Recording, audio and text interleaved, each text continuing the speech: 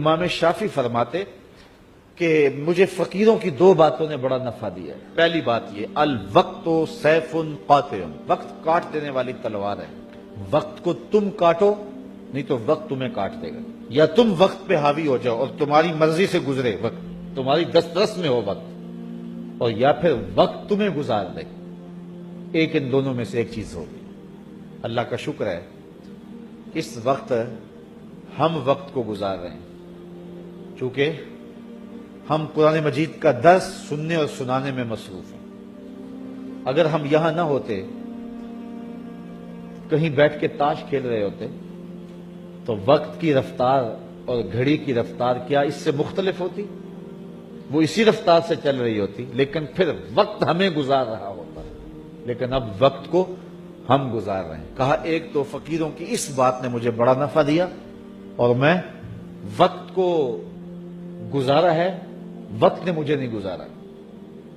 دوسری بات فقیروں کی جو میرے لیے بڑی نفع بخش ثابت ہوئی وہ یہ ہے کہ درویش کہتے ہیں، اللہ والے لوگ کہتے ہیں کہ اپنے آپ کو نیکی کے کام میں لگا دو ورنہ نفس تمہیں برائی کے کام میں لگا دے گا۔ آپ اپنے آپ کو کھینچ کے یہاں لے آئے نا، اگر نہ یہاں کھینچ کے لاتے اور نفس مجھے یا آپ کو کسی اور جگہ لے جاتا تو پھر ہمارا وقت کتنا برباد ہوتا۔ تو کہا تم کھینچ کے اپنے آپ کو نیکی کے کام پہ لگا دو ورنہ نفس جو ہے وہ تمہیں برائی کے کام پہ لگا دے گا۔ بلکہ صوفیاء کے ہاں تو اس بات کا خیال رکھا جاتا ہے کہ وقت کا زیادہ اچھا مصرف کیا ہے، بہتر سے بہتر کی تلاش میں۔ حضرت اویس کرنی رضی اللہ تعالیٰ عنہ حضور کی زیارت نہیں کر سکے۔ بوڑھی ماں تھی جن کی خدمت ان کو حضور کی زیارت سے روکے ہوئے تھی، بلکہ حضور اپنی قمیض کے بٹن کھول کے یمن کی طرف رخ کر کے لمبی لمبی سانسیں لیتے ہیں اور فرماتے ہیں مجھے یمن سے یار کی خوشبو آ رہی ہے۔ تو کسی نے کہا حضور وہ اتنا آپ اس سے پیار کرتے ہیں اور وہ ملنے بھی نہیں آیا آپ کو؟ کہا اس کی بوڑھی اور نابینا ماں ہے جس کی خدمت اسے میرے حضور آنے سے روکے ہوئے، اور کوئی اویس بن عامر کو ملے اور میرا سلام کہے اور اس کو کہے کہ میری امت کی بخشش کی دعا کرے۔ معلوم ہوا جو ماں باپ کے خدمت گزار ہوتے ہیں ان کی دعائیں رد نہیں ہوتی۔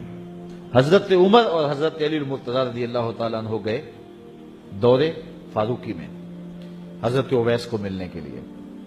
خیر ملاقات ہو گئی تو جا کے حضور کا سلام دیا، بس اویس کی آنکھوں سے جھرنے پھوٹنے لگے آنسوں کے، تڑپ گئے، بدن پہ کپ کپی، آنکھوں میں آنسو، اور بار بار پوچھتے تھے میرے رسول کے لبوں پہ میرا نام کیسے آیا تھا، کیسے حضور نے کہا تھا اویس کو میرا سلام دینا۔ اللہ اکبر۔ کچھ دیر گفتگو ہوئی تو حضرت اویس کرنی نے ہاتھ آگے بڑھاتے ہوئے کہا اچھا پھر آپ نے بھی آخرت کی تیاری کرنی ہوگی، میں نے بھی آخرت کی تیاری کرنی ہے، حشر کے دن ملاقات ہوگی۔ تو دیکھیے کہ یہ لوگ وقت کے کتنے قدردان ہیں اور وقت کی اہمیت کو کتنا سمجھتے ہیں۔ جس قدر وقت کو فقیر لوگوں نے مینج کیا ہے دنیا کا کوئی شخص نہیں کر سکتا۔ یار 90 لاکھ لوگوں سے تو ہم ساری زندگی میں ملتے نہیں ہیں، اور غریب نواز نے 90 لاکھ کو کلمہ پڑھا دیا، تو کیسے وقت کو استعمال کیا؟ امام بخاری کو دیکھیں، امام غزالی کو دیکھیں، امام رازی کو دیکھیں، حضرت امام احمد بن حنبل کو دیکھیں، ان لوگوں کا کام دیکھیں، امام احمد رضا کو دیکھیں۔ 1600 کتابیں لکھ دینا کوئی تماشا لب بام تھوڑا ہے؟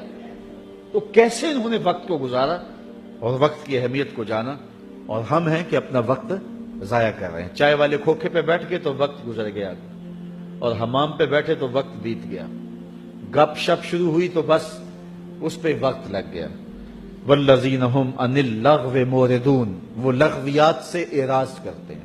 آگے سورہ فرقان ہے اسی 18ویں پارے میں، وہاں فرمایا کہ جب وہ لغو سے گزرنے کی نوبت آ جائے تو عزت سے گزر جاتے ہیں۔ وہ باندر کا تماشا دیکھنے رک نہیں جاتے، ان کے مقاصد جلیل ہیں، ان کی زندگی کے بڑے مقاصد ہیں، وہ اپنی زندگی کو ان مقاصد کے حصول کے لیے لگا کے بیٹھے ہوئے ہیں، تو اب وہ اپنے وقت کو ضائع نہیں کرتے۔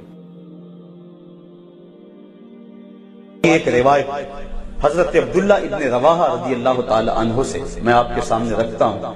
فرماتے ہیں اللہ کے محبوب نے مجھے صبح کے وقت حکم بھیجا.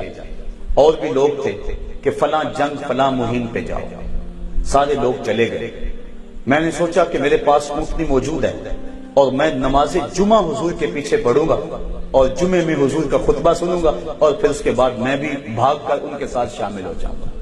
اس خواہش میں نے باقیوں کو بھیج دیا اور خود نہ گیا.